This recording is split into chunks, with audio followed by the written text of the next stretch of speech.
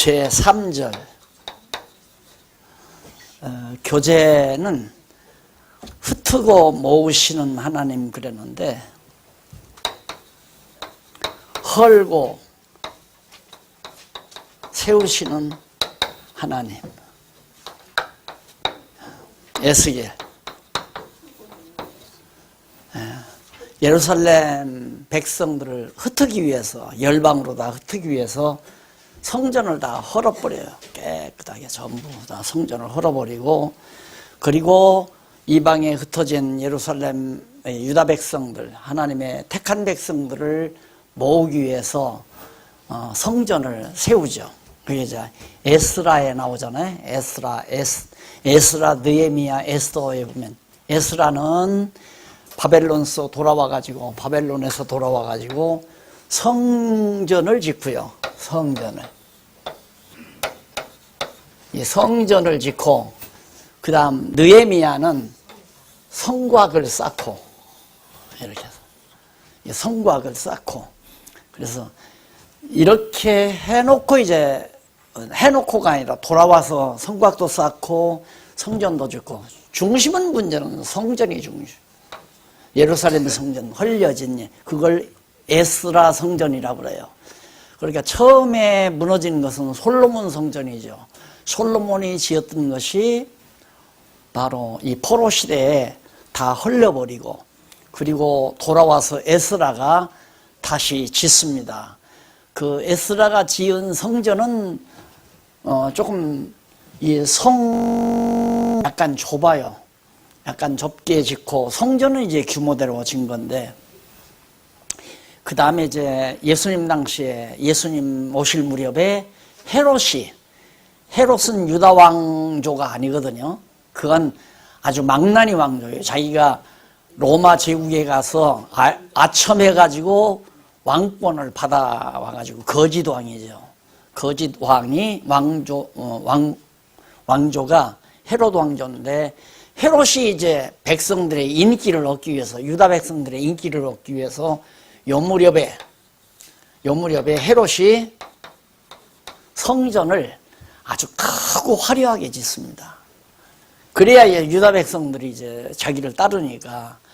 그래서 예수님 앞에 제자들이 이 헤롯이 지은 성전을 보고 한번 보십시오. 얼마나 웅장하고 화려하고 좋습니까? 라고 자랑을 할 때, 이거 다 헐어버려라. 헐어버리면 내가 다시 짓겠다. 그 말은 예수 그리스도가 십자가에서 다 내가 죽는다 할지라도 다시 내가 부활한다, 그 말 아니에요. 성전 돌 하나 돌 위에 돕누지 않게 다 헐어버리면 내가 3일 만에는 다시 짓겠다. 자, 그러면 이것도 그냥 나오죠. 아하, 헐리는 것은 예수 그리스도의 십자가에서 죽으심을 예표하는 거고, 다시 세워지는 것은 예수님의 부활을 예고하는 거구나, 예표로 하는 거구나. 그래서 예루살렘 성전이 헐리고, 그 다음 세우시는 것은, 하나님께 다 세우시는 것은 장차 참 성전 되시는, 그리스도의 몸 된 교회가 성전 아니에요. 성전 되실 그리스도의 몸이, 그리스도가 죽었다가 부활하실 것에 대한 하나의 예표적인 사건이었구나. 그래서 헐고 세우시는 하나님이 계시되는데, 왜? 하나님께서 이미 앞에서, 아까도 말했지만 모세를 통하여, 천년 전에 모세를 통하여 언약하신 말씀을 기초로 해서 에스겔은 바로 요 무렵에 포로 시대예요. 포로 시대에 에스겔 선지자가 나타나는 거거든요. 그러니까 여러분, 이렇게 성경을 한 번만 개괄적으로 배워놓으면 선지서도 다 해가지고, 역사서, 구약의 역사서, 그 다음 구약의 주경신학, 구약 해석학, 이런 것들이 각 과목이 다 한꺼번에 다 해결되는 거예요. 그런데 이런 것들을 다 선지서 공부 따로 하고, 역사서 공부 따로 하고, 구약 주석학을 따로 하고, 갈기 과목을 찢어서 공부하다 보니까 이게 매칭이 안 되는 거예요, 서로. 그러니까 더 어렵고 복잡한 거죠. 그래서 요즘 이제 목사님들이 이걸 공부하고 나서, 아하, 신학교에서 이 성경 신학만 가르치면 다 끝나갔구나. 이걸 이제 아시더라고요.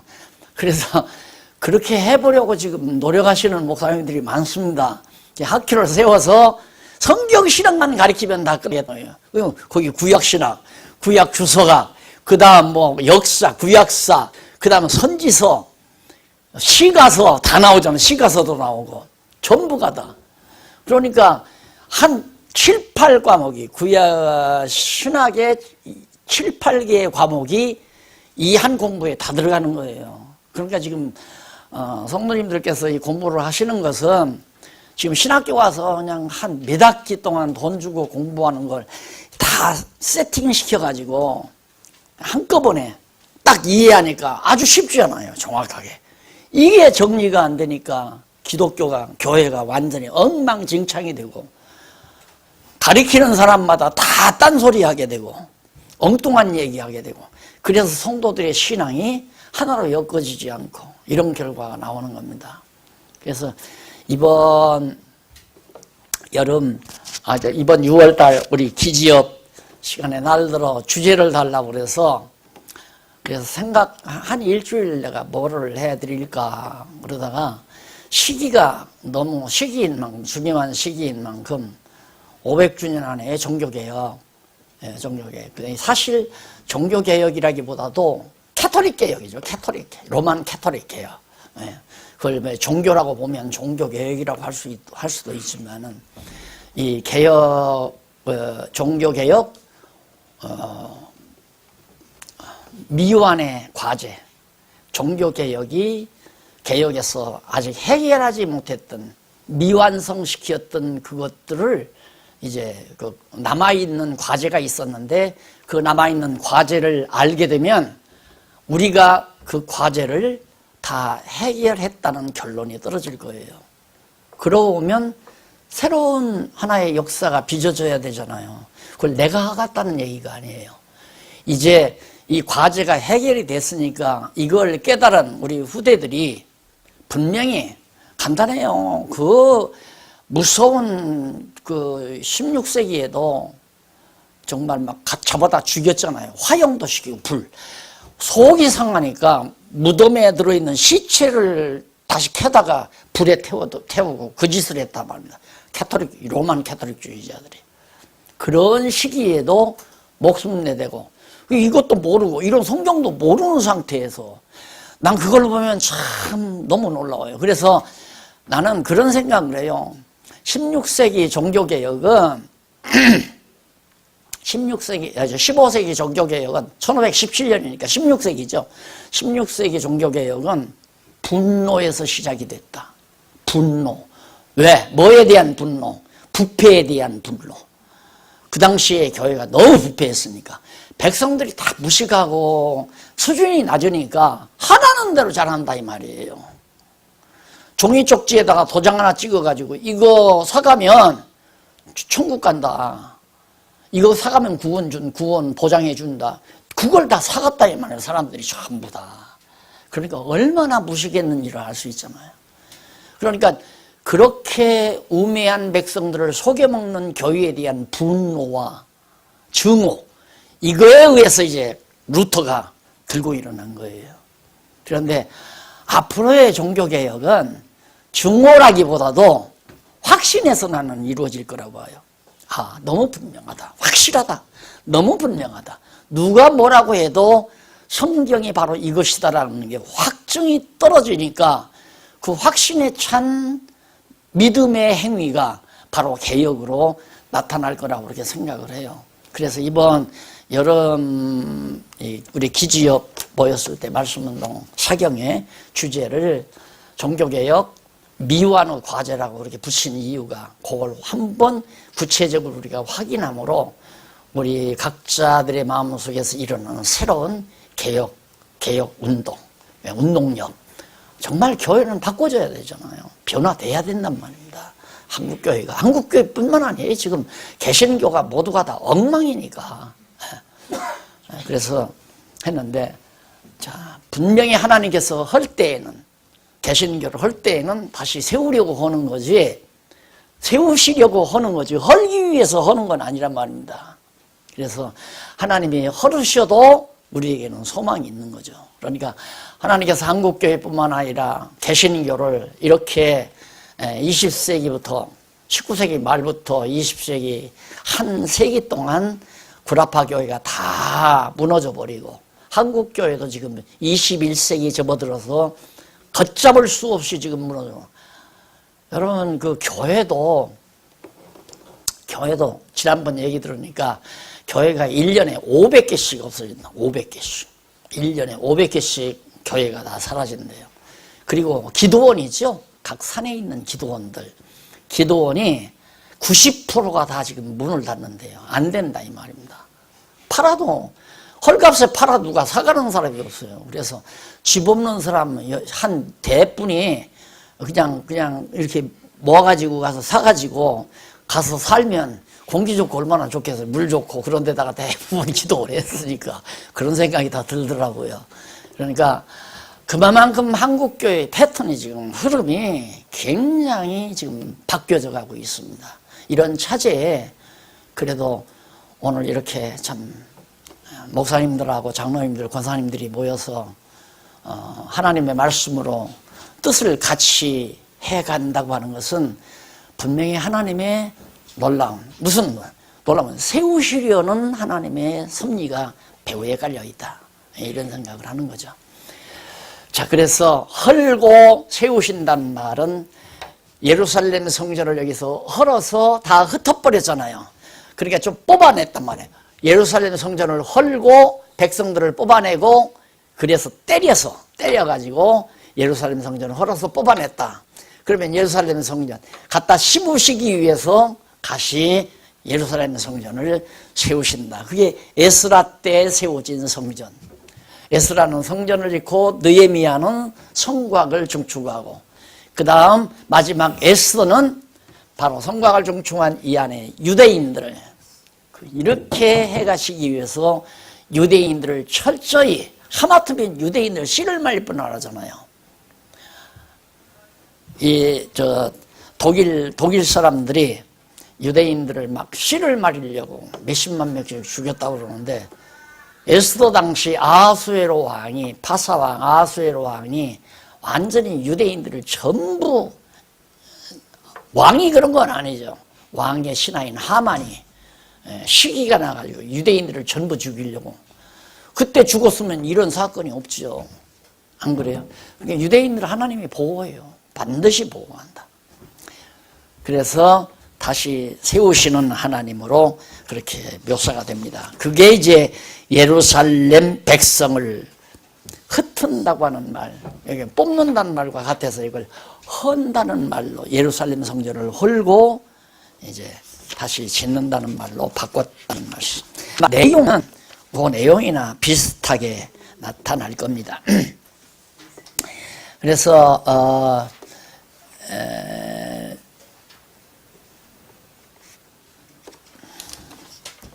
넘어가서 보시면요.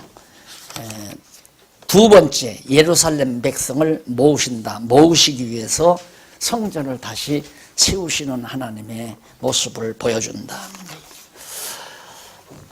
그 다음에 이제 네 번째가 제4절.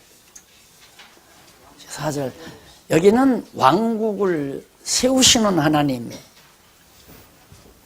왕국을 세우시는 하나님이라기보다도 다시 한번 아까 정리하지만 여기는 나라를 이방을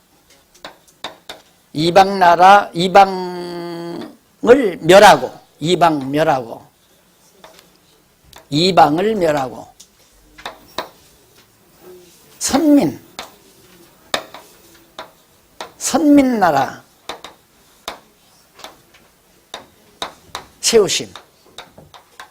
세우시는 하나님. 다니엘.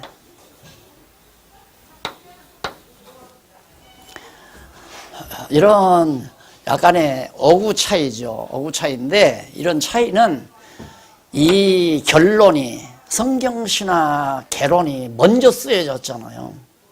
이게 이제 적어도 본론 써지기 전에, 그러니까 강론 쓰기 이전에 썼으니까 지금으로부터 한 22년 이전에, 22년 한 4년 이걸 썼거든요. 4년 걸렸으니까 25, 6년, 6, 7년 전에 결론을 써놓고 강론을 썼기 때문에 이런 차질이 나와요. 그러나 그 핵심은 뭐 큰 차질은 없습니다.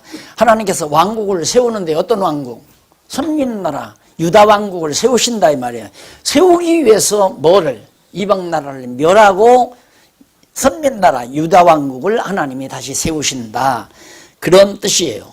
그러기 위해서 이제 이방 나라 멸하는 내용이 앞부분에 나오는데, 그거 어떻게 나오느냐면 느부갓네살 왕이 하루는 꿈을 꾸잖아요.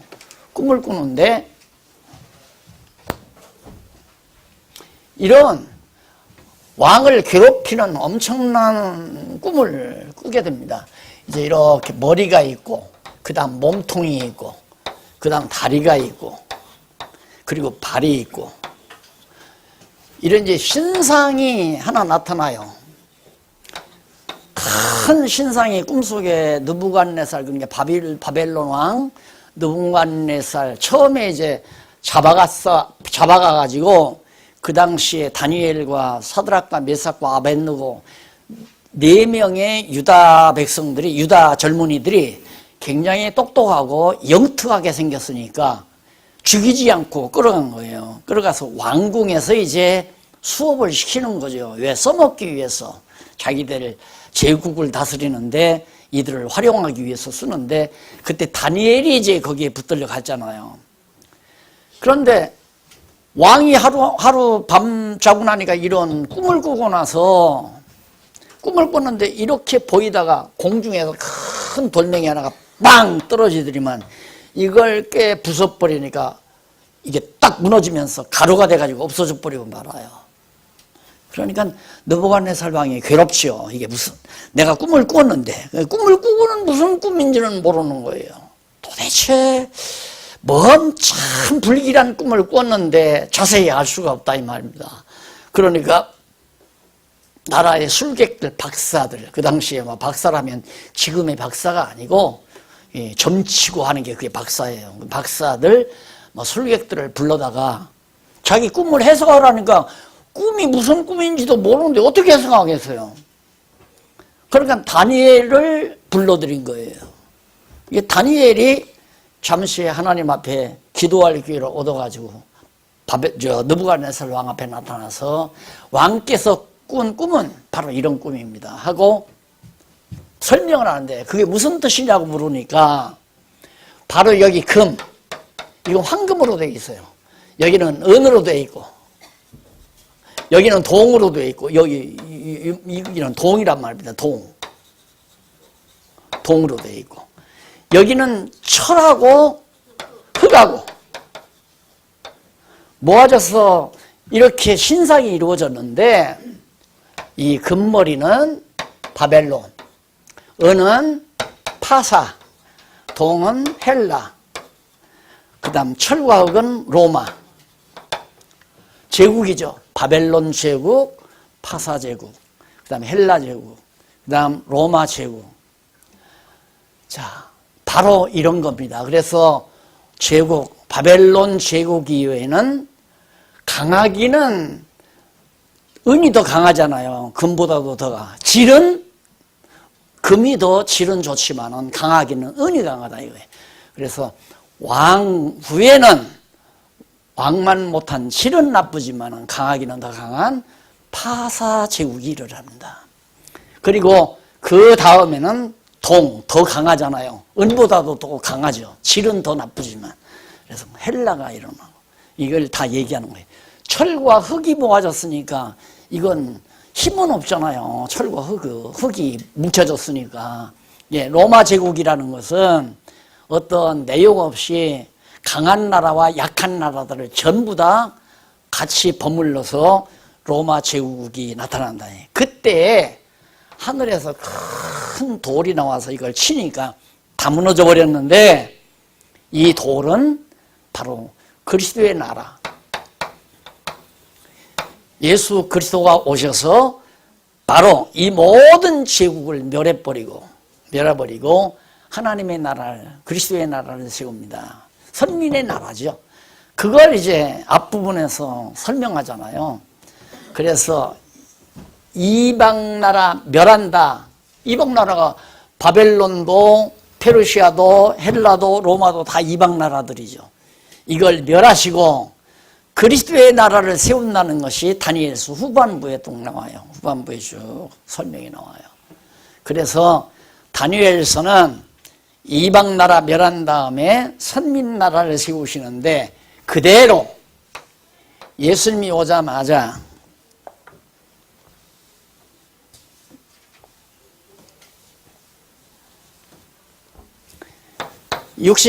주전 64년에 로마가 흑이 철과 흑으로 된 로마가 헬라가 굉장히 강했습니다. 그러니까 돌아와서 바벨론 포로에서 돌아와서 헬라 제국 시대인데 파사 시대에 돌아와 가지고 조금 지나서 헬라가 파사를 점령했거든요. 그리고 이제 헬라가 지배하는데 이때 얼마나 극심한 학대를 했는지 누구를 유대인들을 엄청 학대를 했습니다. 그래가지고 고통을 겪는데 그 헬라가 로마에 의해서 망합니다. 그래서 주전 64년도에 로마 제국이 세력을 잡게 돼요. 제국을. 그래서 이제 로마가 승리를 했는데 그래가지고 이 로마 제국 황제 카이사 황제에게 헤롯이라는 사람이 가서 아첨해가지고 유다 왕권을 받아와요. 왕권을. 그래서 헤롯 왕조가 이제 이 시기에 이어집니다. 그리고 예수님 오실 때 헤롯이 왕 아니었어요. 헤롯 때 왕이었는데 유대인의 왕이 났다고 그러니까 그 어떻게 알았느냐면 누가복음에 보면 동방의 박사들이 그 말구유에 나신 예수님께 경배하려고 찾아왔잖아요. 와가지고 찾을 수가 없으니까 물어봤어요. 유대인의 왕으로 나시니까 어디 계시냐고 물으니까 유대인의 왕이 어디 나다니 내가 왕인데. 그래서 헤롯이 아기 예수를 죽이려고 합니다. 그래서 아기 예수가 잠시 애굽으로 피난 갔다가 돌아오죠. 그래서 살았어요.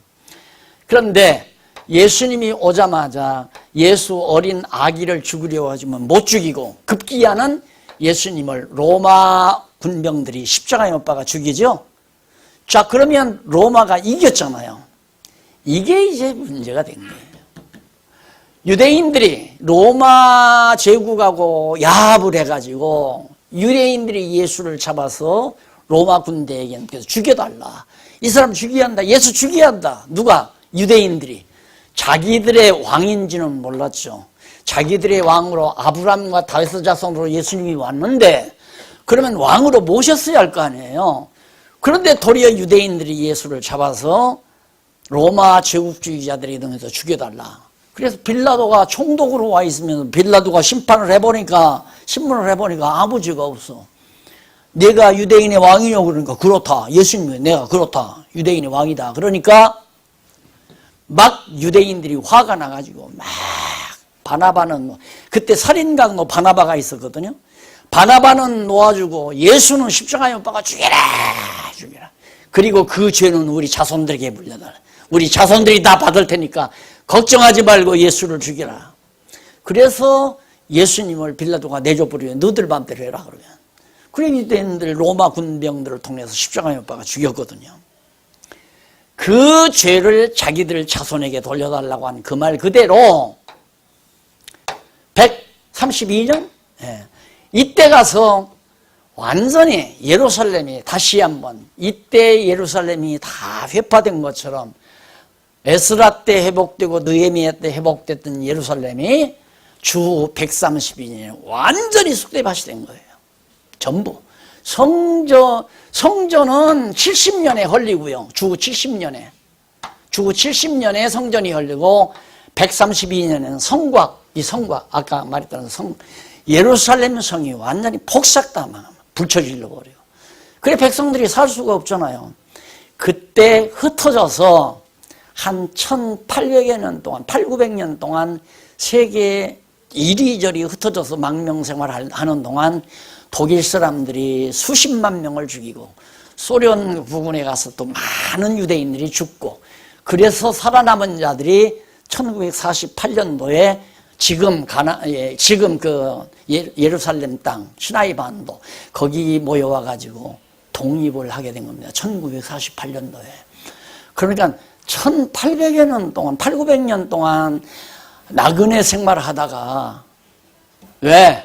예수님께서 돌아가시기 전에 감람산에 올라가셔서 예루살렘 성, 그때는 안 무너놨으니까, 예루살렘 안 무너놨잖아요. 전부 가고, 예수님 죽기 전에 70년의 성전이 흘렸으니까 예수님 당시는 성전이 있단 말입니다. 그걸 내려다보시면서 예루살렘아 예루살렘아 암탈기 병아리 모음처럼 몇 번이나 모으려 했지만 너희가 원치 않았도다. 그래서 결국 너희 다 흩어진다. 만방에 다 흩어진다. 그러나 하나님께서 다시 모으신다고 예수님도 예언을 했어요. 물론 이제 선지자들도 다 예언을 했지만 예수님이 바로 직접 참 선지자로서 감람산에서 예루살렘 성 바라보면서, 아마 뭐 다녀오신 분은 알겠지만 감람산이 그렇게 높은 산도 아니에요. 이렇게 보면 다 보여요. 밑에 남산에서 서울 바라보는, 서울은 넓긴 하죠. 예루살렘은 골짜기예요. 별로 분지 조그마한 골짜기인데 거기에 이제 성전을 짓고 백성들이 살고 그러거든요. 근데 그걸 바라보면서 예수님이 예언한 대로 다 망했잖아요. 130년에 70년에 성전이 무너지고 132년에 성곽이 다 회파돼서 백성이 도저히 살 수 없게끔, 그러면서 로마도 점점 망해 들어가기 시작합니다. 로마가. 그러니까 로마는 예수님이 오심으로 말미암아 하늘에서 돌이 떨어져서 이걸 침으로 다 망했듯이 예수님이 오심으로 말미암아서 로마는 점점 기울어져 가고 결국 로마 제국은 완전히 끝장을 내게 되는 거죠. 자, 그게 이제 한 3세기, 4세기, 3, 4세기에 가면 로마가 완전히 저물어 갑니다. 저물어 가니까 무너지는 로마를 일으키기 위해서 기독교를 붙잡자. 그래서 이제 기독교를 공인한 것이 콘스탄틴 황제가 동로마로 갈라나와서 이제 아시아를 정복하려고 이제 나왔는데 정복은 못하고 결국 이제 3, 4세기에 기독교인들을 다 흡수했잖아요. 자유롭게 예수 믿어라. 자기네들이 십자가에 못 박아 죽게 놔뒀던 예수를 이제는 너희들 자유롭게 믿어라. 그래서 로만 캐토릭이 된 거예요. 그 다음에는 완전히 로마 제국 황제가 이제 다 교회를 지배하는 거죠. 권력 밑에, 세상 권력 밑에 머리 숙이고 들어간 거예요. 다. 그래서 그때 전해지는 얘기 들으면 이제 성도들을 부여잡기 위해서 똑똑한 그 지도자들을 불러다가 야, 먹여 살려줄게 해서 이제 월급제를 만들었다고 그래요. 그러니까 요즘으로 하면 목사들 월급제를 만들어주는, 먹고 살게 해줄 테니까 내 말 잘 들어. 그렇게 해서 되진 것이 오늘날 우리 개신교까지 그런 체제가 이어오는 겁니다. 참 서글픈 얘기죠. 이런 역사들을 우리가 요즘에 지금 우리 박홍기 교수가 이제 신문에 잘 쓰더라고요. 자세히 좀 읽어보시고 개략적인 역사지만은 한번 알고 계시면은 내가 하나님께서 지금 목숨을 붙여주셨는데 나를 왜 이 땅 위에 머물게 해서 이 진리를 깨닫게 하는가에 대한 이유를 찾는데 크게 도움이 되리라고 생각해요. 그래가지고 결국 예수님이 세상 나라 다 멸했잖아요. 금, 은, 동, 철 이거 다 싹 다 멸해버리고 오순절 성령 강림이 십자가에 부활 성천하셔서 오순절에 성령 강림해가지고 하나님의 나라를 세우기 시작한 것이 교회란 말입니다. 교회인데 그 나라가 누구한테? 로마 황제에게, 동로마 황제, 콘스탄틴노플 황제에게 머리 숙이는 결과가 됐다. 그래서 교회는 권력을 의지하면 안 된다.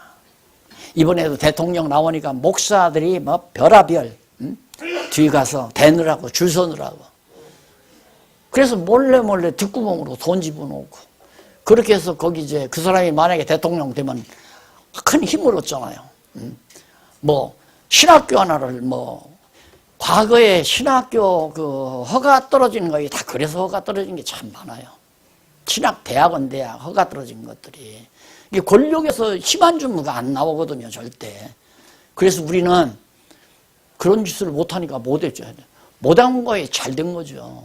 우리도 만약에 신학대학을 만들어서 학생 모집해서 등록금이 한 학기에 그냥 수십억씩 들어온다면 아마 뭐 누가 얘기하듯이 심장로님하고 나하고 박치기 많이 할 거예요. 장로님이 많이 가겠다, 많이 가겠다, 많이 가겠다, 나도 많이 가져오겠다 하고 박치기 많이 할지도 모르죠.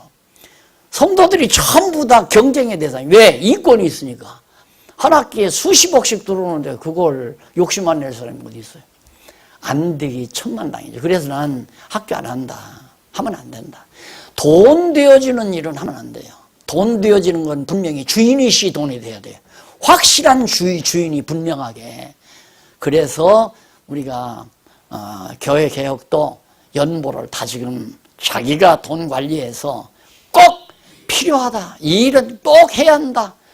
이렇게 은사를 받아 믿어질 때 거기다 돈을 내서 일하고 끝내라. 누구한테 맡기지 말고. 나한테 맡겨도 나도 맡기가 역사하잖아요. 욕심 마귀가 나를 지배하게 되면 성도들이 낸 돈 뒷구멍으로 자꾸 빼돌릴 수도 있다 이 말이에요. 그러니까 사람에게 맡기면 안 돼요. 다 각자 자기가 가지고 있다가 권력 의지하니까 당장 교회가 지금 1000년 넘게, 1000년이 뭐예요? 1500년 넘게 로만 캐토릭 다 꽃갈 하나 쓰고 온갖 세계적인 영화를 다 누리고 살려네, 교황이. 이 결과로 그렇게 된 거예요, 결국. 망했는데, 로마가 망했는데, 로마를 일으키기 위해서 기독교가 번창하니까 번창하는 기독교 세력을 붙든 거예요. 그게 콘스탄틴 황제의 머리에서 나오는 거란 말입니다. 그걸 어떻게 붙들어놓는가? 돈으로. 먹여 살려줄게. 월급 줄게. 내 말 잘 들어라. 그렇게 해서 세상 로마 제국주의자들이 교회를 지배하다 보니까 그래서 로마 캐토릭이에요. 로만 캐토릭. 그거 용납하면 안 되죠. 지금 글이 다 들어가잖아요. 형님집이라고 해서 지금 거의 다 천주교하고 같이 놀아는 그것이 WCC 운동이고 종교 다원주의고. 자, 이렇게 보면 참 우리 싸움이라는 게 참 외로운 싸움이죠. 외로운 싸움. 저 거대한 세계적인 집단을 우리가 이런다고 무너지겠어요? 그러니까 내가 하는 건 아니다. 아니다는 말은 내가 하지만은 무너뜨리고 세우는 분이 누구예요? 하나님 아니에요. 이걸 믿기 때문에 하는 거예요. 무너뜨리고 세우시는 분이 하나님께서 하시는 일이다. 그러면 나는 그런 생각을 하는 거예요. 사울왕이 이겼잖아요. 사울왕이 저 가지고 들어갔잖아요. 그런데 다윗은 혼자서 돌멩이 하나 가지고 갔단 말이야. 돌멩이 가지고. 그럴 때 우리는 지금 말씀을 같이 공감하고 있는 모든 사람들은 돌멩이는 준비됐다. 돌멩이. 하나님께서 돌멩이는 준비시켰다. 그러면 돌멩이 준비시킨 건 던지면 이기게 하시려고 준비시켰을 거 아닙니까? 그러니까 이긴다는 거예요. 그것이 내가 살아있는 동안에 이긴다는 보장이 아니라 언제 이겨도 이기도록 하나님께서 하시려고. 그래서 이 아세아 지역에 지금 복음이 전해지는데 여기에는 서구교회보다 더 나은 교회가 세워져야 되잖아요. 그러니까 하나님께서 이 엄청난 일을 하나님의 능력으로 해가는 거지 인간의 능력으로 하는 게 아니다. 그래서 우리는 아니면 아니다 하고 옳으면 옳다라고 말만 해도 된다. 그런 얘기예요. 그래서 하나님께서는 이처럼 세상 나라 멸하고 이방 나라 멸하고 선민 나라 세우시는 하나님으로 다니엘서에 계시되어 있다. 자, 그 다음에 이제 제5절에서 간단하게 제5절 거기 보면 회복하여 주시는 하나님.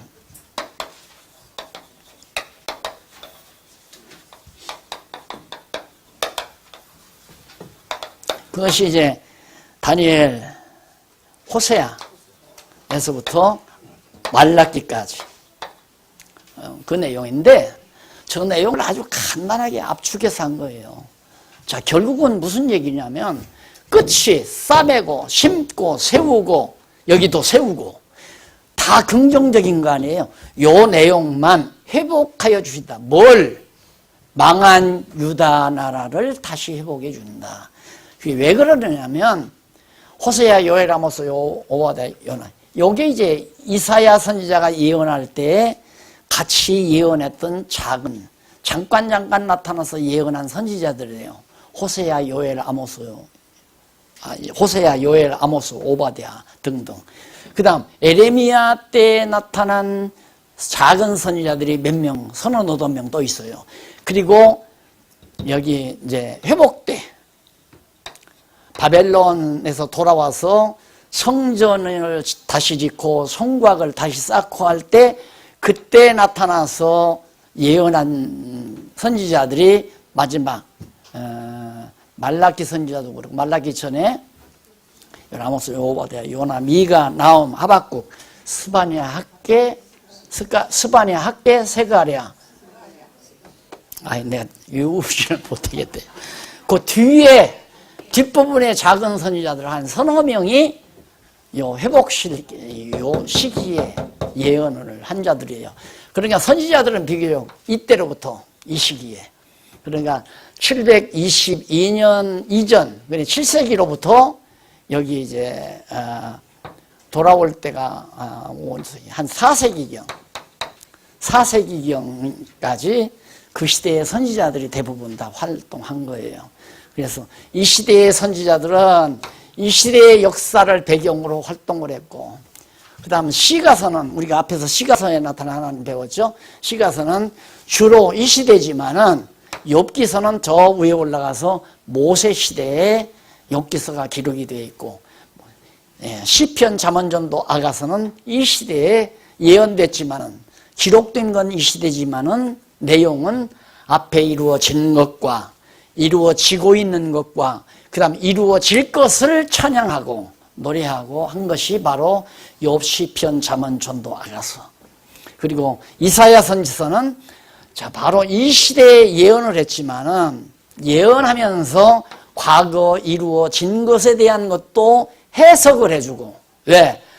해석을 해야 할 거 아니에요. 선지자란 해석을 해야 되니까 하나님 말씀을. 그래서 앞에 것은 해석을 해주고 지금 일어날 것에 대해서 예언해주고 그렇게 해서 하나님을 계시한 내용이다.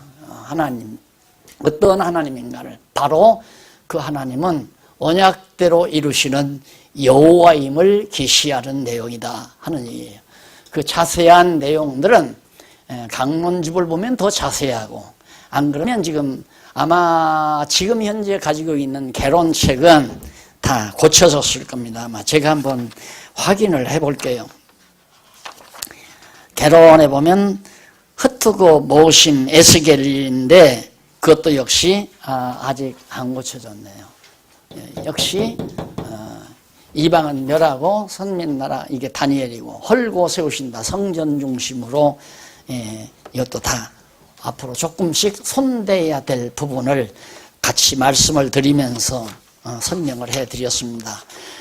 자, 그러면 이제 구약 신학은 아마 깨끗하게 정리가 됐으리라고 합니다. 역사 섭리, 이것은 하나님의 존재, 하나님이 확실히 살아계시다는 것을 강하게 어필해 주는 내용으로 우리가 볼 수 있죠.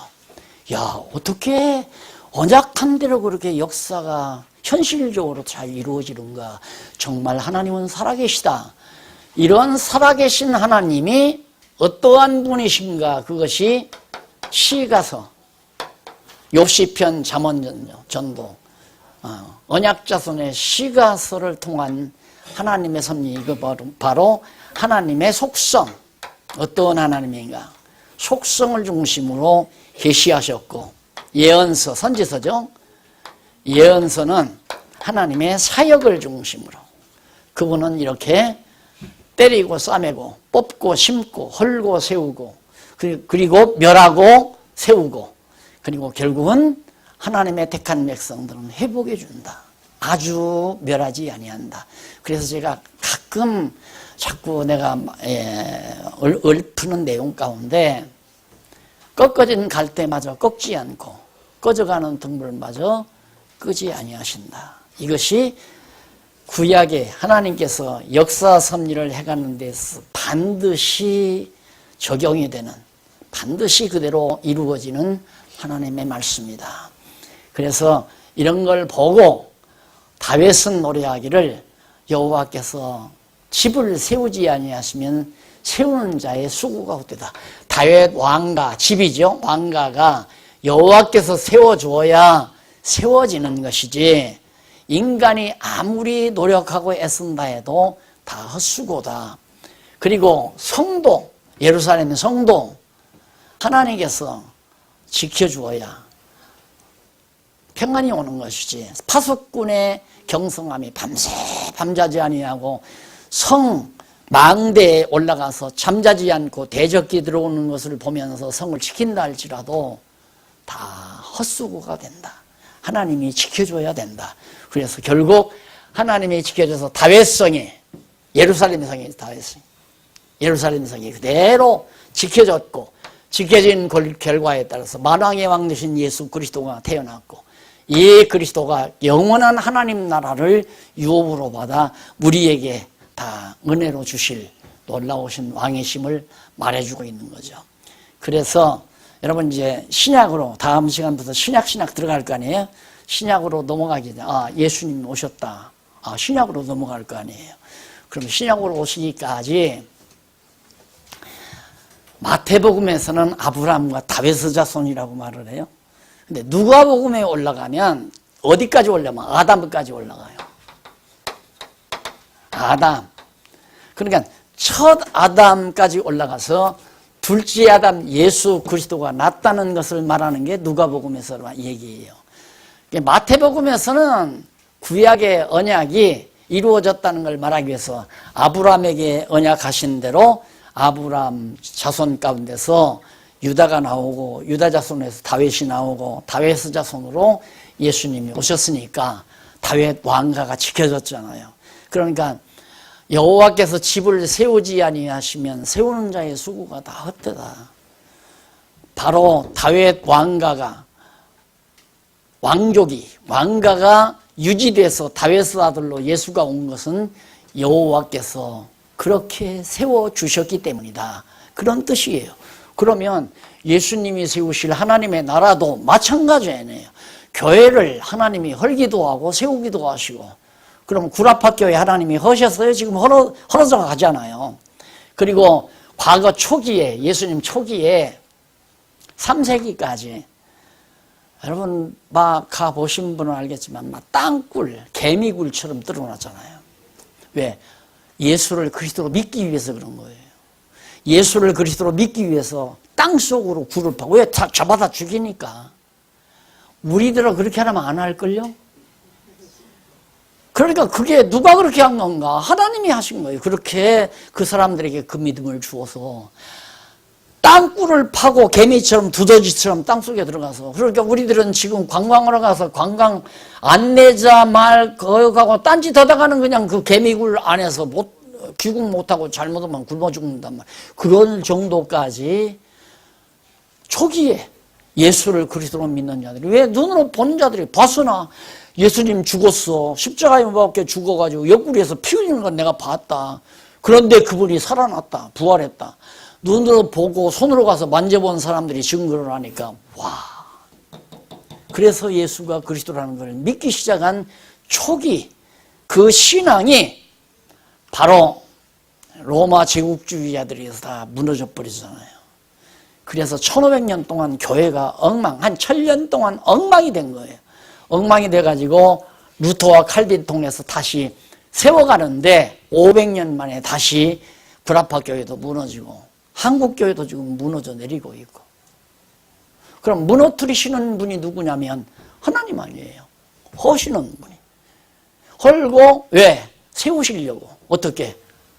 보다 더 낫고 아름답게 세우시려고. 그것이 하나님의 살아있는 역사인 것을 우리가 알기에 좌절하지 않고 우리가 이 진리를 지키고 전수하고 자랑하고 시간만 있으면 자랑하고 전파하는 일에 우리의 삶을 다하는 이유가 바로 여기에 있습니다. 자, 그래서 오늘 구약신학 마지막 다 정리를 해드렸습니다. 이 말씀들 기억하시면서 내가 볼 때 이제 우리 장로님들, 권사님들은, 목사님들은 이 결론만 이거 듣고도 충분히 넉넉히 내 영혼에 힘을 얻고 살아야 될 이유, 내가 왜 살아야 되는가, 내가 무엇 때문에 노력을 해야 되는가, 그 이유들을 충분히 찾으리라고 그렇게 생각을 합니다. 다음 시간에 오실 때 제3편 신약신앙 이 부분, 앞부분 서론을, 그러니까 265페이지 나오죠. 제1장 신약신앙 서론을 몇 페이지 안 될 거예요. 그 서론 부분을 쭉 한 번만 읽고 오시면 공부하는데 매우 유익하리라고 그렇게 생각을 합니다. 잠깐 기도하시겠습니다. 자비로우신 아버지 하나님, 은혜를 감사합니다. 오늘 또 저희를 불러주시고 구약 성경을 통해서 계시된 하나님이 어떠한 하나님이시며 어떠한 일을 어떻게 행하시는가를 살펴볼 수 있도록 은혜 주신 것을 진심으로 감사합니다. 우리에게 깨닫게 하신 여호와의 이름 널리 널리 자랑하고 전파하며 사는 우리의 삶이 되도록 항상 주께서 우리를 붙잡아 주시옵소서. 예수님 이름으로 기도드립니다. 아멘.